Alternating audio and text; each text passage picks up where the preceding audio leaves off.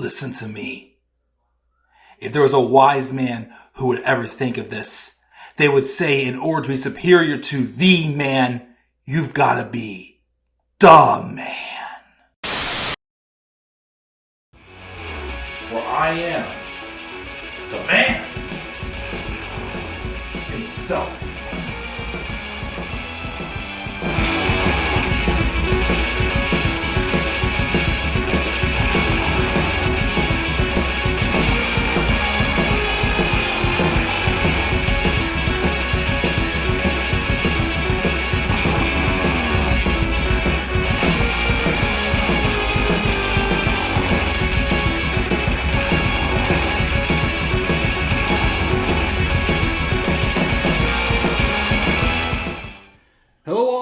What is going on? Happy Sunday to all of you. This is the Club of the Man 1993. After just about 4 hours of sleep last night, because we all know how late I was up last night doing these baseball videos. But after spending some time with my wife and nephew, and then taking a nice 2-hour nap, I am back here to finish up these baseball news. Basically like the trade deadline fallout videos. This one is the bigger one. This one is trades, more so transactions. We've done releases, we've done some retirements, we also did some injury news also. But this is more so the fallout from this year's trade deadline, which I can't remember. Was it August 1st, August 2nd? I don't know. But this is going to be structured just a tad bit differently. Instead of doing like each individual trade one by one, we're going to go by teams. Because we try to kind of like, emphasize, who gained, like basically, well, again, I'm not doing all of them because, again, I don't know all the players that are involved in the trades and whatnot. Like Lucas Giolito from the White Sox. I know he's a good pitcher. I don't know too much about him, though. But he's with the Angels. The Angels, though, took a gamble. And look, it's not paying off for them, unfortunately. So we're going to talk about that when we get to them. And a few more things. So like I said, it's going to be by team. Some trades will be kind of talked about twice. I think it's only 2, I think. But yeah, we're going to discuss by team, usually, based off the trades that I chose to talk about. I think there's like 11 teams I think we're going to be discussing on this real quick here. But let's roll in and talk about them. The first team is the Dodgers. The Los Angeles Dodgers, who have been making some quiet and not so big moves for a while now. Again, the rumors are still speculating, and I still think it's going to happen, that they're going to pull out all the money in the world this offseason to get Shohei Ohtani, who will be a talking point also this video at some point. And they really haven't made any like big moves for a while. They made a couple right here. Most of these guys aren't like the big names. They're usually like grabbing like the biggest name that's on the market. And there really wasn't that many big names. Well, the biggest names actually were from the Mets. I think the Mets and even the White Sox, I think, were probably the biggest sellers at this trade deadline. The Mets definitely. The Mets like literally traded away like 2 of their best pitchers. And a couple of people here who I thought off the top of my head. But anyways, the Dodgers, though, have the most moves I think I've ever, any team that I want to talk about. The first one is they brought back Enrique Hernandez, or Kike Hernandez, as they call him also. He returned after a stint with the Red Sox for relievers Nick Robertson and Justin Hageman. Probably some prospects, don't know them at all. Hernandez was 31, hasn't had one of his best seasons offensively, hitting just .222, and he also moved from outfield to shortstop because Trevor Story has missed most of this season due to elbow surgery. Of course, the results just have not been pretty. He still hits decent against lefties this year, from what I'm told, but the Dodgers do hope they return to his form. I believe it was, 2020 I know the Dodgers won the World Series in the shortened 2020 season, but there was one of the World Series runs where he was like a big part of it. He was a big bat. I think he had like a 3-homer game involved in it. But the Dodgers could use some help as David Peralta, Trace Thompson, who I think was I think Trace Thompson was traded. I don't know him that well, but I think he was traded in the Lance Lynn and Joe Kelly deal we'll talk about in a second. But they haven't had some good results from guys like David Peralta, Jason Hayward. They have rookie James Outman getting on base at 366 pace against lefties, but he's not hitting for power, and he's striking out quite a lot.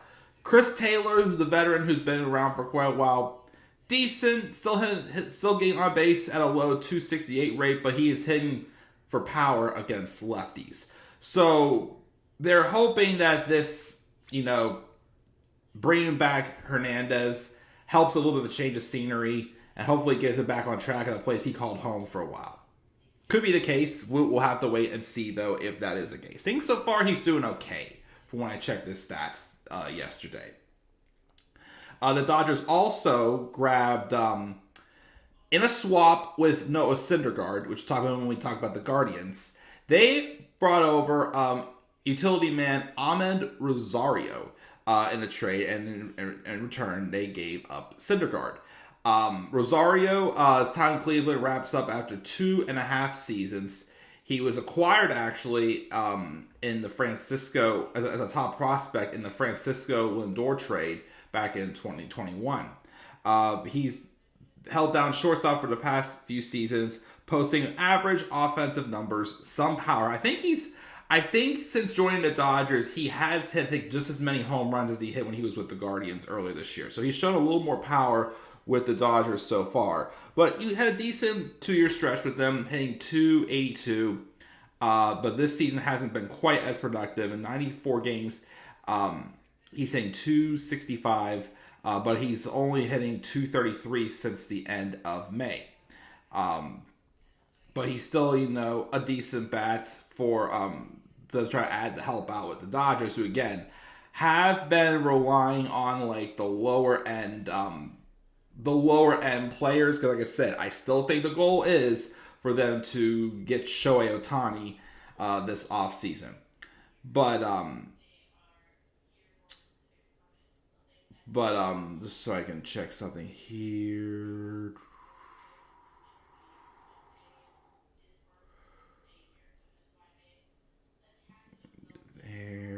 Just double checking one thing.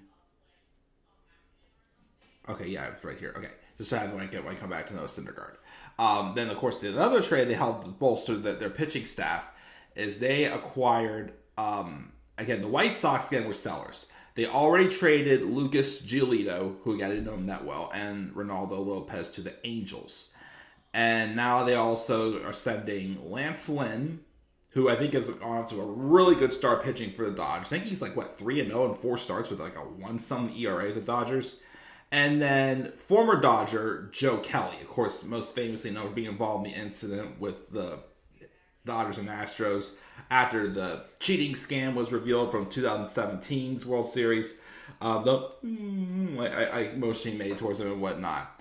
But yeah, they traded 2 prospects, and then Trace Thompson also went to the White Sox in this trade as well.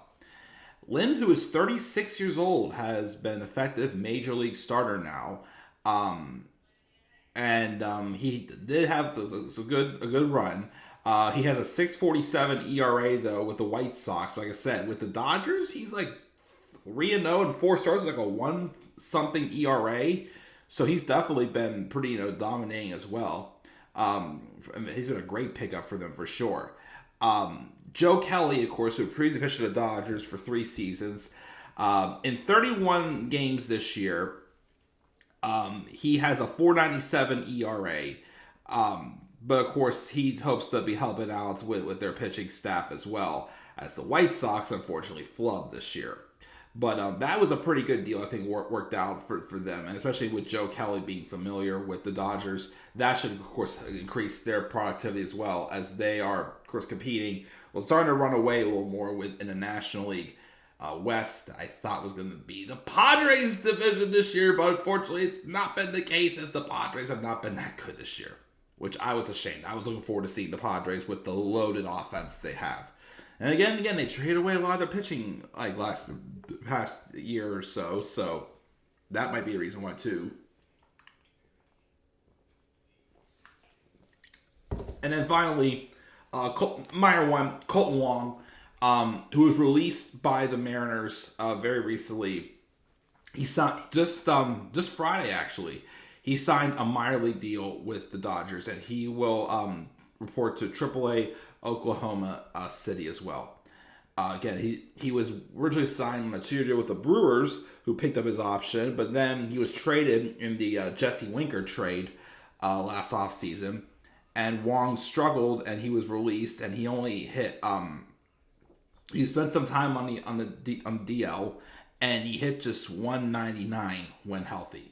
So maybe he can provide something for the Dodgers. We'll see. Like I said, they don't have too many big names in their lineup right now.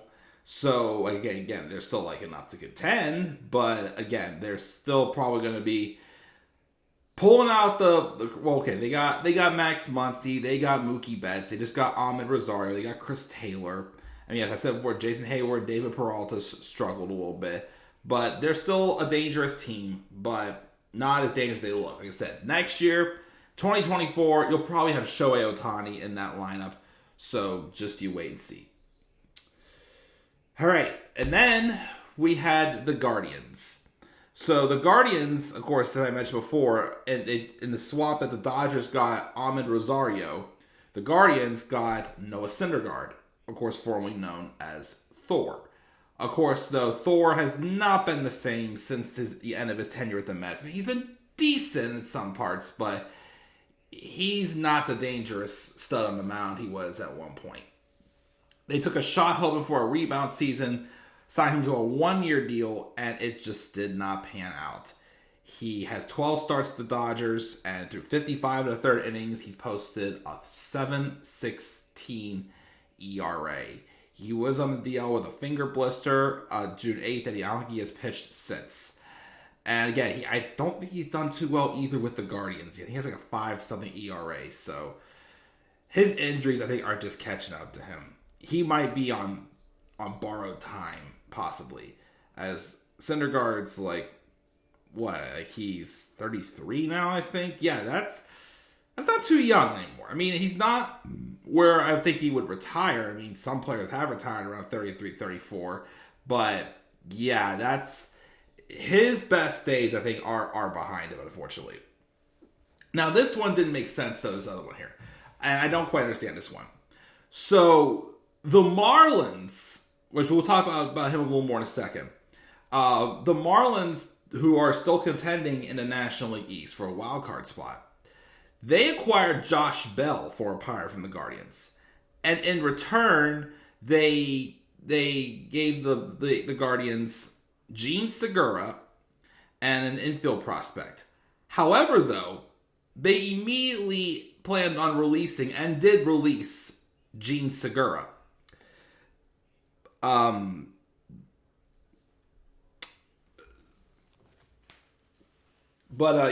So his 2-year deal just did not really work out basically for Segura. He was moved to third base, and he just really was not producing. And he hit just 219 through 326 plate appearances. His strikeout rates, his walk percentages were still decent, but they just weren't up to par to continue with him. But I don't quite understand the business move of just trading him and then they intend to immediately release him. That's why just, I don't know. That one's a little weird. But yeah, Gene Segura is a free agent, but he was traded to the Guardians just to be released, which is weird. But we have that one right there. We'll come back to that trade in a second. Now, the Angels, like I said, they did acquire... Now, when I first mentioned this, the Angels did not trade Shohei Ohtani. And the reason why is because they still felt they were able to contend. Well, you're 60 and 64 now in fourth place. You got a loaded American League East. You've got... I don't really think they're still in it. I really don't. So that may have been a bust. They even also got Lucas Giolito from the White Sox. I said earlier, but I don't know much about him. And the only other trade I remember that was like stuff to me was they did have a nice trade where they acquired Randall Grichuk and CJ Cron from the Rockies, which are two good bats. Grichuk, no, I think so far has had a low batting average, but I think he has been hitting for good power his first couple weeks with the club. CJ Cron, who has missed a good part of the year with an injury, does provide some power whenever he is healthy. But I believe he was briefly with the Angels for some time as well. Yeah, he spent his first 4 Major League seasons with the Halos as well, as he was a 17th overall pick by the Angels back in the 2011 draft. Unfortunately, though, like I said before, it does not look like that the Angels' plan to keep Ohtani so they still plan to contend is going to work out in their favor. Again, Ohtani will be a free agent, and I'm still predicting he's going to be going to the Dodgers. Because again, the Dodgers have been pretty quiet the past year. I think they're saving the money so they can grab Ohtani this offseason. We'll see what they do, though. We have that one. Then we have the Brewers. Well, the Pirates were also a seller's team. They didn't really get anybody in return. But the people that they traded, fine. I mean, there are people I expected them to trade. Now again, disclaimer. I was worried they were going to trade Kutch. I did read some rumors that Andrew McCutchen was getting some interest from the Texas Rangers. Do not trade him. I've heard the rumors Kutch still plans on playing in 2024. And at this point, why bring him back to where he started if he still wants to continue to play and have him go somewhere else? Again, he has to finish his career in Pittsburgh. He really does. I don't care how many more years he plays. He has to finish in Pittsburgh. It would be stupid of the Pirates at this point to move on from him. Hold on to him until Kutch is ready to leave and go home and enjoy his retirement. But one of the trades they made was with the Brewers, as they traded first baseman Carlos Santana and in return received minor leaguer Johnny Severino. Santana, who's now 37 years old, was decent. I mean, he wasn't. I think his leadership, because I remember there was a couple games I watched earlier this year where it looked like that him and Kutch kind of had some type of dynamic as being clubhouse leaders. I mean, they're both two of the oldest guys on the team, so I think he played that role pretty well. His numbers were okay. Now with the Brewers, I know he's hit 6 home runs already with the Brewers. But he also has hit like a $180 or something like that. So he's kind of got some power. I know he's kind of helping out because especially with Rowdy Tellez, their big power bat who's been on the injured list. And somehow, though, Tellez has not had the best season, but probably because of his injury. So Santana's more so working with him, basically. But again, he's got, decent numbers this year, and I think he is contributing well with the power, at least. Not the average, with the power, with the Brewers in their lineup, as the Brewers sit atop the National League Central. Then we have, again, the surprising Marlins that are contending, which, of course, I've mentioned a couple times. They have some pieces to contend. Again, they had a couple major injuries, but they're still contending. But they acquired some nice pieces. First off, they acquired veteran David Robertson, a late inning reliever. He was acquired from the Mets, again, someone else the Mets parted ways with, in exchange for prospects Marco Vargas and Ronald Hernandez. He's been one of the top rental relievers on the trade market second straight summer. The Cubs traded him to the Phillies last year, and then of course they then helped Philadelphia's run in 2022, and he's hoping for the same thing for Miami. He was supposed to, of course, be the setup role for Edwin Diaz for the Mets. Unfortunately, Diaz suffered a knee injury during the World Baseball Classic. So Robertson got the closer's job. And then he has had a strong performance. Although the Mets have not had a good year, Robertson's had a strong performance. Over 44 innings with the Mets. He had a 2.05 ERA. And he struck out just under 28% of the opposing hitters. And he's been decent so far with his run with the Marlins. So again, that is a nice veteran piece to help the rotation. It always has, young arms in there. And it's been very helpful for sure. So that was a good trade for them as well. And this one surprised me also, but the White Sox parted ways with Jake Burger, who's their new power hitting stud. I mean, his on base numbers are low, but they sent him to the Marlins in exchange for a left-handed pitching prospect, Jake Elder. Again, definitely surprised, as you thought that the White Sox, yes, moving on with some relievers, but Burger, who is having a breakout year, you thought they may stick with him a little bit. Again, he's hitting 214. He's had 2 home runs since joining the Marlins, but he had 25 with the White Sox before the trade. But he also had the 5th worst on-base percentage and the 2nd highest strikeout rate. So maybe that's it. But again, you still thought, that's basically Adam Dunn, when Adam Dunn was around. The Reds trading him immediately after, his numbers. Because Adam Dunn was pretty much similar to Jake Burger. He's not going to hit for a good average at all, but he's going to hit for power. But again, I guess maybe, I'm not sure which position they've been playing him since. I know he was at first base for the White Sox this year, but apparently he can play third.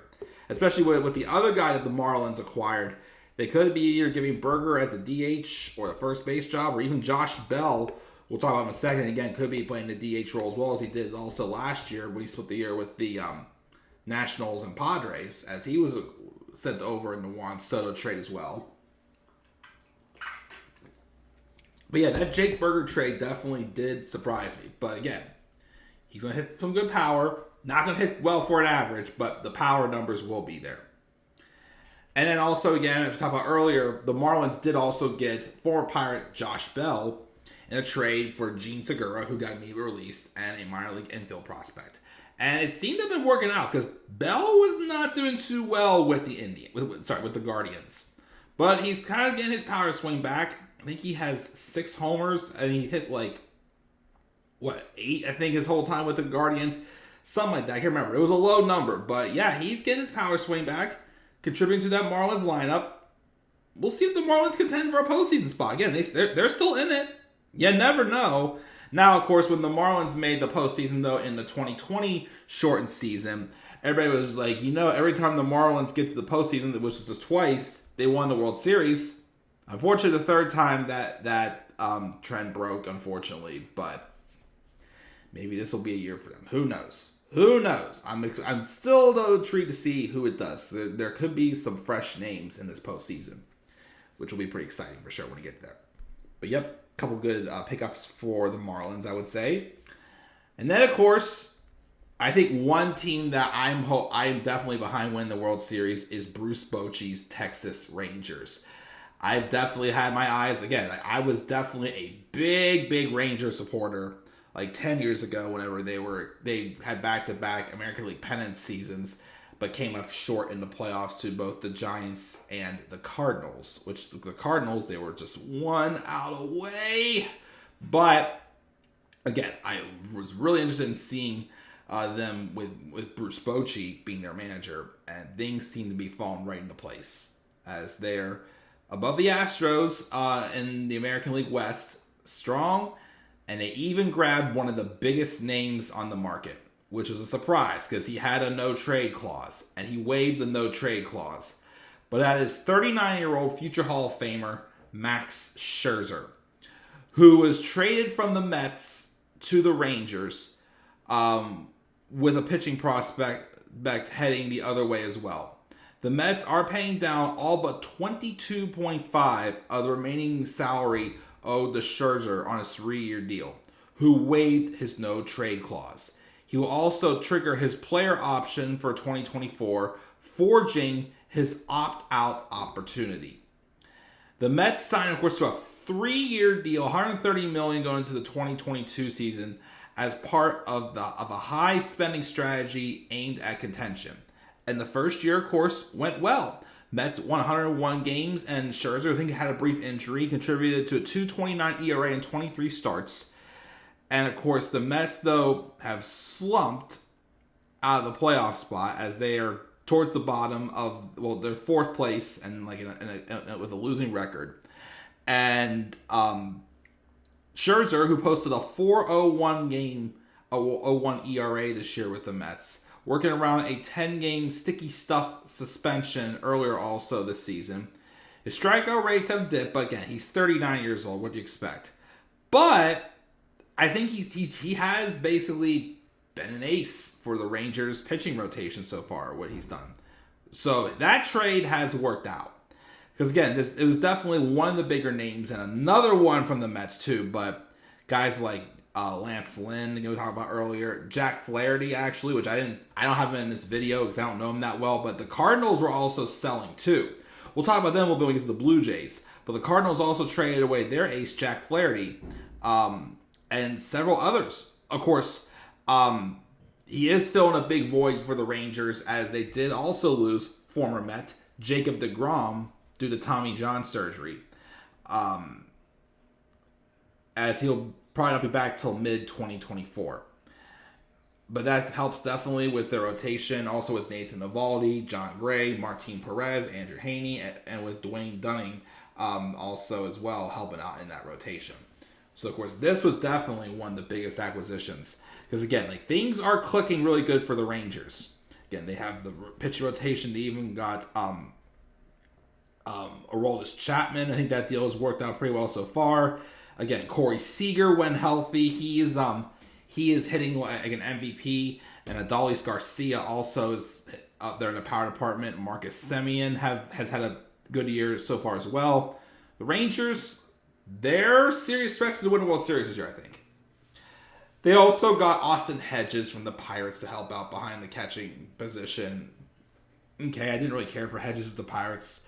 And then they also acquired Josh Harrison by signing him to a minor league deal after he was released by the Phillies. Of course, Josh Harrison also is a former Pirate as well, and I did like Shohei, so you never know. He could maybe contribute to the Rangers in some way down the line, but we'll see, of course. But, of course, the big one, of course, getting Max Scherzer, that was a big one. Again, he's still productive at 39 years old. But, unfortunately, the Mets just didn't have the year, and they were probably getting the biggest sellers. Because that's not the only big name from the Mets starting pitching staff, at least, they moved on from. Then we got the Blue Jays, who had two separate deals with the Cardinals that happened.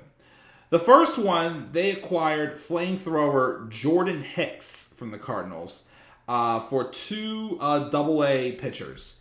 And apparently, of course, there had been discussion of an contract extension between Hicks and the Cardinals, but then they decided to be sellers at the offseason.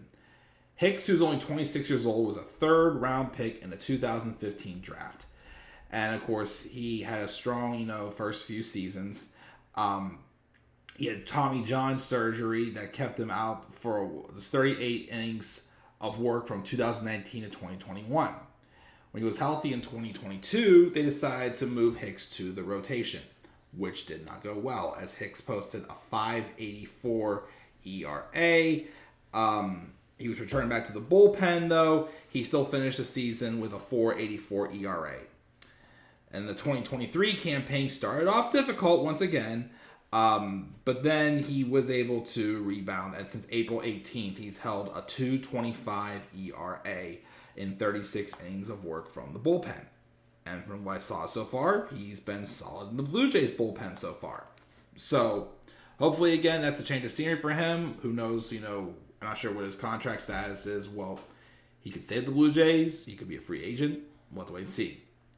The other one, again, was in a totally separate deal was former Rookie of the Year candidate Paul DeJong, who was acquired, and basically he was acquired to fill in for Bo Bichette, who was out with an injury.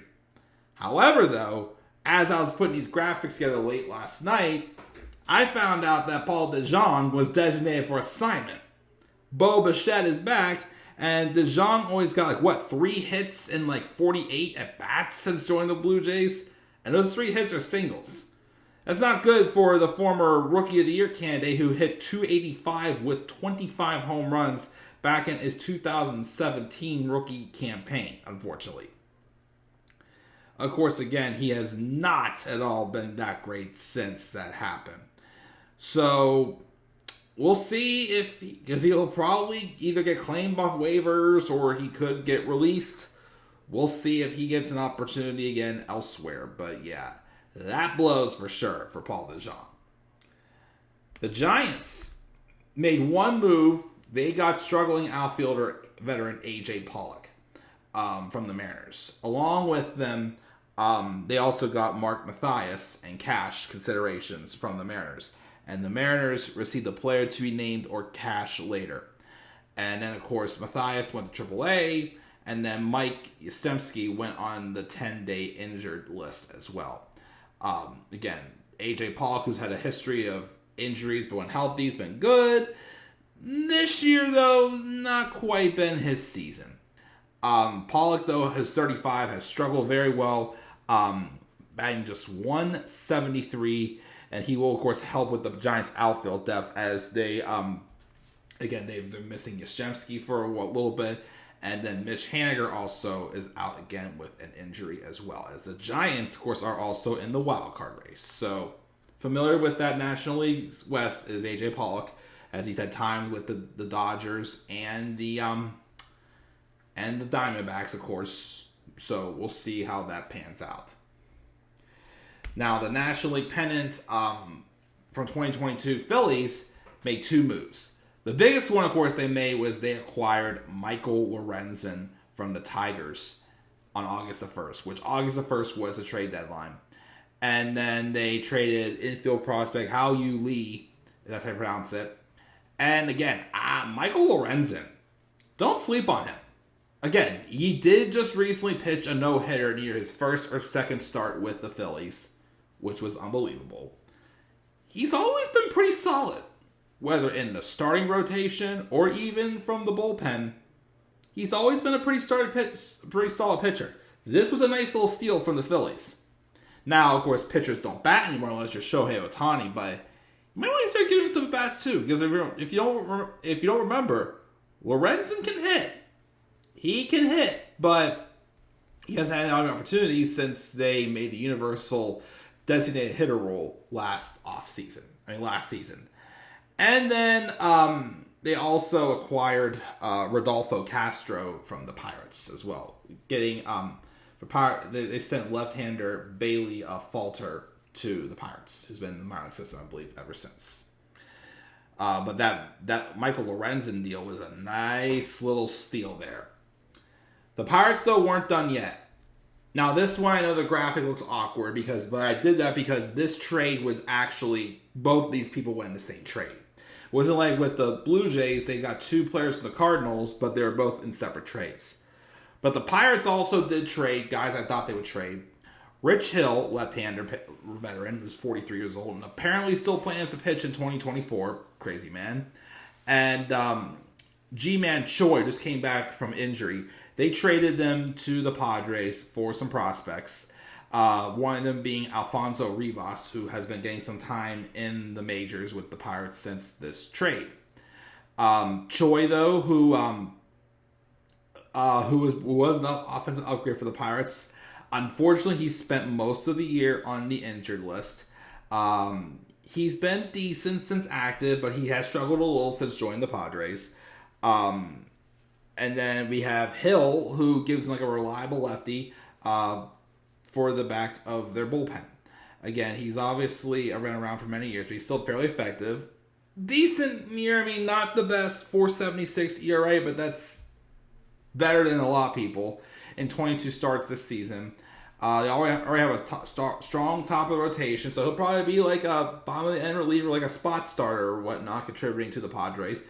I forgot to look up his numbers to see how he's done so far with the Padres. Let me check that really quick here before we move on to the last topic. But I do want to see how is Rich Hill doing with the Padres. I forgot to check that. I know G-Man Choi has not had the best numbers since joining the Padres.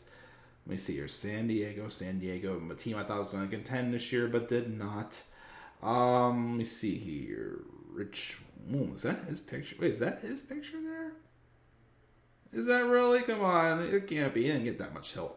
No, that's Tim Hill. I'm sorry. I didn't know Tim Hill existed. Where's Rich Hill? Rich Hill, where are you? Ah, there he is. 11 Ks already with the Padres. Let me see how he had starts. Let me see here.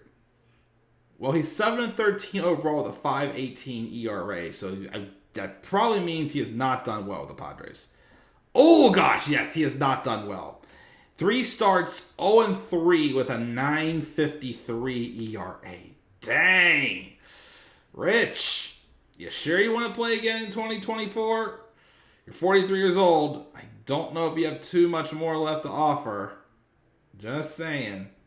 That sucks. But, so you got that one. And then finally, last but not least, the Houston Astros, who reunited with Justin Verlander as he returns back to the team that I still say kind of reignited his career. Because before he left the Tigers, he was still good.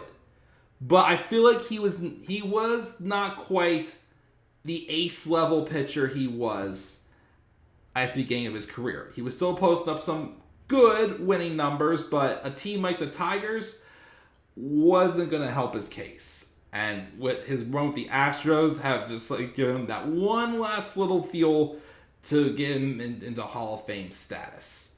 But he, of course, was traded back to the Astros after he had signed with the Mets this past offseason. And in return, they're getting outfield prospects Drew Gilbert and Ryan Clifford. Verlander, who's now 40 years old, he departed for free agency and signed a 2-year deal and even reunited with former Tigers teammate Max Scherzer. But, of course, the two future Hall of Famers only last just a few months before being sprung into a rivalry, which, of course, is the interesting part there. We have the division rivals now, Scherzer and Verlander, unlike the two people contending for the National League West. He did miss the first couple weeks, though, with a strained teres major near the end of spring training. He's done not too bad. He's pitched to a 3.15 ERA this season so far. And yeah, he's definitely still going to be a solid spot for the Astros rotation. And of course, will help them as they have Cy Young candidates Framber Valdez and the standout rookie Hunter Brown, Javier, and rookie JP France also for that rotation as well for the Astros. So that was really the only pickup as far as I know of that was noteworthy that the Astros did. But yeah, bringing back Verlander, familiar face again. With a team that definitely, again, like gave him the last little push he needed to, refuel him, and has had some of his best seasons since joining the Astros. So, be nice to see Verlander pitch for Stros for the next year and a half, maybe, if he sticks with them and doesn't opt out of his contract or something, if he doesn't have that clause in him. But yeah, he's back, and guys, it's gonna do it. It feels good to be so caught up with all these baseball highlights. Yeah. So again, that's basically the fallout from the trade deadline. Probably not too many more transactions. Of course, we'll get ready for the off season soon. The playoffs should be very interesting as well. Again, there's some fresh teams possibly making the playoffs this year. Some fresh opportunities for World Series winners. Again, Rangers, Rays, maybe. I'd like to see contend for that. We'll see. They both have never won a World Series before, so I definitely will watch out for it as the Padres, of course, fell off. I thought they were going to be a big team this year. And then, of course, the Pirates aren't going to make it. But I will again say this. If the Pirates can get at least to 70 wins, I'll take this as a year where they're heading in the right direction. So hopefully that is the case. Then just a couple more years so the Pirates can contend again. We'll have to wait and see. Just don't trade Kutch. But that's going to do it, guys. That is my 2023 MLB Trade Deadline Fallout video. What are your guys' thoughts on the trade deadline? Again, the biggest trades for sure were definitely the Mets trading Max Scherzer and Justin Verlander as well, who are now division rivals. You can down in the comment section below. Be sure as always to slap a like on the video and subscribe for more content on my channel. Follow me on Twitter at @theclubwiththeman93 and also follow me on TikTok and Instagram at @theclubwiththeman1993. And until then, guys, I'm checking out. I want to catch you guys all later. Have a great rest of your Sunday. And also, do not forget, in order to be superior to the man, you've got to be the man. And for I am the man himself. And that is not just an opinion. That is a fact of life. Yeah!